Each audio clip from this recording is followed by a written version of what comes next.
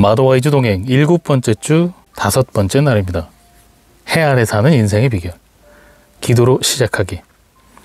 하나님 아버지, 하늘과 땅을 지으신 창조주 되신 하나님, 모든 이름 위에 뛰어나시고 만주의 주가 되신 당신을 찬양합니다. 오 하나님, 저를 살펴봐 주세요. 저를 시험하고 저의 생각을 살펴보셔서 제 속에 악한 것이 없는지 확인해 주세요. 그래서 저를 영원한 길로 인도해 주세요. 주의 말씀이 제 발에 등이 되게 하시고 제 길에 빛이 되기를 기도합니다. 저를 위해 해주신 모든 일에 감사드립니다. 주님을 사랑합니다. 예수님의 이름으로 기도합니다. 아멘. 가족은 엘리자베스에게 시간이 얼마 남지 않았다는 사실을 알았다. 그녀의 몸은 너무나 쇠약해져 있었다. 숨을 쉬고 음식을 먹으며 서 있는 것 자체가 거의 불가능한 상태였다. 손자, 손녀가 침상에 둘러 앉았을 때 그녀는 부드러운 목소리로 이렇게 말했다. 얘들아, 인생은 너무나 짧고 흔들리기도 쉽단다. 그러니 늘 신중하게 살아야 해.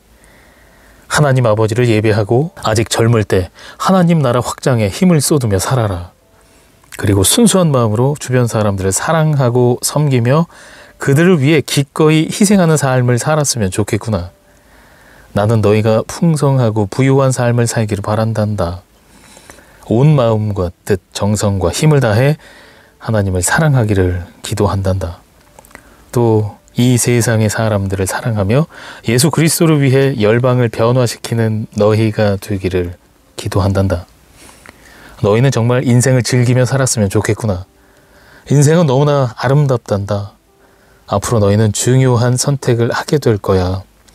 누구와 결혼할지, 장래를 어떻게 준비해야 할지, 매년, 매주, 매일, 매 순간을 어떻게 보낼지 선택해야 해. 모든 일은 다 때가 있단다. 너희 앞에는 인생이 놓여 있어. 단 한 번밖에 살 수 없는 인생이지. 그러니 잘 살아야 돼. 온 마음을 다해 하나님을 사랑하고 너 몸처럼 이웃을 사랑한다면 진정한 기쁨을 누릴 수 있을 거야. 너희 모두를 마음 깊이 사랑한단다. 천국에서 너희를 기다리고 있으마. 그녀는 눈을 감았고 손자 손녀는 조용히 방을 나갔다. 며칠 후에 자매들이 병상 둘레에 모인 가운데 엘리자베스는 그토록 그리워하던 주님 곁으로 갔다.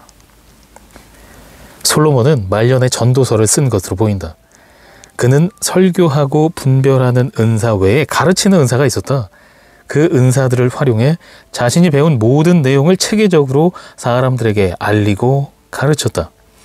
책을 쓰면서 기억하기 쉽게 짧은 잠언의 형태로 교훈의 대부분을 기록하여 사람들이 하나님의 지혜를 어렵지 않게 받아들이고 이해하도록 했다. 같은 내용을 반복해서 주제를 강조하는 방식으로 글을 전개했다. 보통 사람들도 쉽게 이해할 수 있도록 보편적인 사례를 들어 기억에 남는 표현으로 진리의 말씀을 기록했다. 10절을 보면 다소 놀랍다. 솔로몬이 정말 진리를 알리고자 아름다운 즐거운 말을 찾아 쓰려고 했는가? 전도서를 읽는 사람은 대부분 이 책이 즐거움을 주는 책이라는 생각은 못한다. 그러나 솔로몬은 전도서를 통해 우리가 머리로 추론하기보다 마음으로 느끼기를 바랐다. 12장에 걸쳐 그가 해온 말이 바로 이것이다. 해 아래 보이는 것이 전부가 아니다. 기쁨, 지혜, 믿음을 비롯해 해 위에 훨씬 더 많은 것이 있다. 솔로몬은 어렵게 배운 사실을 우리에게 가르쳐 주려고 했다. 진리의 말은 때로는 찌르는 채찍과 같다. 남편 데이비드는 양과 가축을 키우는 목장에서 자랐기 때문에 목장에서 채찍이 어떤 용도로 쓰이는지 잘 안다. 채찍은 날카로운 지팡이다. 오늘날로 치면 농장 동물들을 특정 방향으로 몰아가는 데 유용한 가축몰이용 전기 막대와 같다. 그러나 동물들이 말을 듣지 않고 제멋대로라면 채찍으로 때릴 수도 있다. 결국 채찍에 맞으면 고통을 당한다. 솔로몬은 우리가 진리의 길로 가도록 재촉하기 위해 지혜의 말을 한다. 우리가 그 말을 듣지 않고 반항한다면 대가를 치르게 될 것이다. 지혜의 말은 우리를 진리에 단단히 고정시키는 못과 같아서 우리 삶의 지속적인 변화를 일으킨다. 지혜의 말은 단 한 분이신 목자 예수님이 영감으로 주신 말씀이라는 점이 가장 중요하다. 목자라는 단어는 전도서에서 여기서만 사용되었다. 하지만 시편 23편을 쓴 아버지 다윗이 가르쳐준 대로 솔로몬은 여호와를 자신의 목자로 알았어야 했다. 솔로몬은 자신이 진리의 통로로 쓰일 뿐 양들이 진리를 알도록 인도하시는 목자는 주님이시라는 점을 잘 알았다. 그런 다음 솔로몬은 글 쓰는 행위에 관해 설명한다. 해 아래 인간은 끊임없이 새로운 지식을 알리기 위해 새로운 책을 쓰고 있다. 부커 연례 보고서에 따르면 한 해 출판되는 책이 미국에서만 100만 권이 넘는다고 한다. 이 책 중 필요하지 않은 책도 많고 다음 해가 되면 대부분 쓸모가 없어 사람들의 관심에서 사라진다.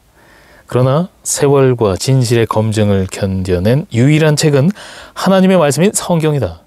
이것은 초자연적인 책이다. 히브리서 4장 12절은 이렇게 말한다.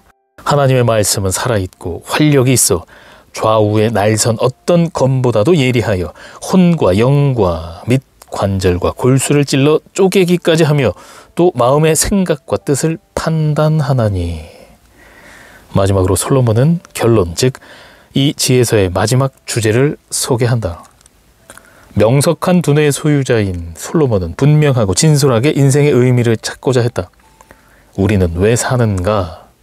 인생의 의미를 찾는 일은 오늘날에도 계속된다. 영국의 무신론자 철학자인 버트런드 러셀은 1929년 자유인의 신앙이라는 글에서 굽힐 줄 모르는 절망이라는 견고한 기초 위에 인생을 쌓아야 한다라는 흥미로운 표현을 사용했다. 나중에 그는 행복의 비결은 세상이 끔찍하고 끔찍할 뿐이라는 사실을 깨닫는 데 있다라고 말했다.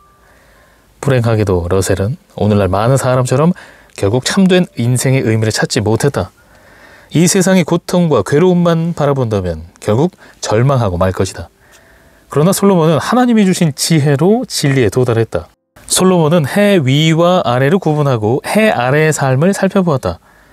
그는 과학자로서 하나님도 없고 믿음도 없으며 초자연적 세계를 부정하는 삶이 어떤지를 면밀하게 살펴보았다. 여기서 더 나아가 하나님의 관점으로 인생을 살펴보았다. 솔로몬은 해 아래에 살면서 경험할 수 있는 모든 것을 경험한 지구상의 유일한 인물일 것이다. 따라서 어느 길이 가장 좋은지를 정확히 말해줄 수 있었다.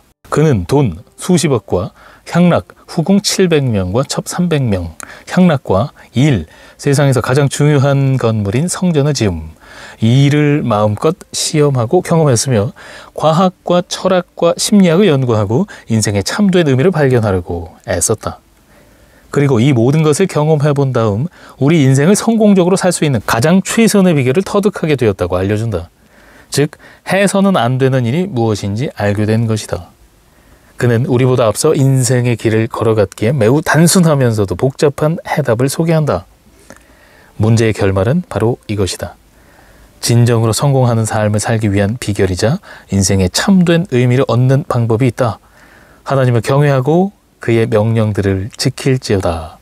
시대와 문화를 막론하고 누구에게나 적용되는 인생의 해답이다. 첫째, 솔로몬은 하나님을 경외하라고 알려준다. 하나님을 경외한다고 해서 하나님을 두려워하며 움츠러들라는 말은 아니다.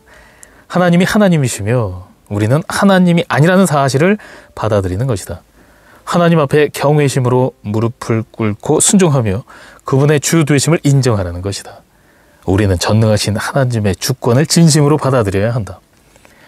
인생을 성공적으로 살 수 있는 두 번째 비결은 하나님의 명령을 지키는 것이다.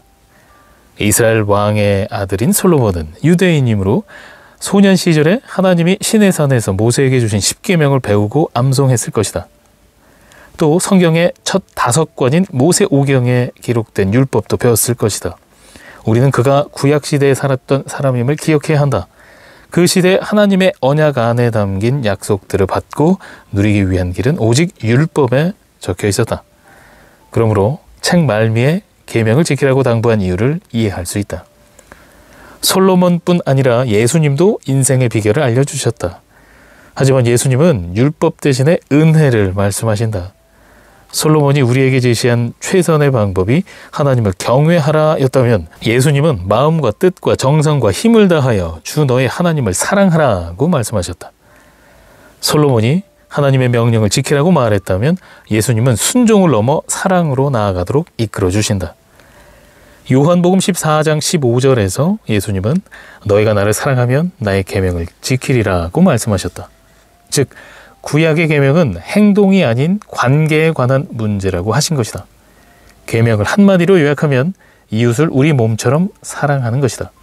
솔로몬은 우리를 올바른 방향으로 이끌어주지만 예수님은 우리를 천국으로 이끌어주신다.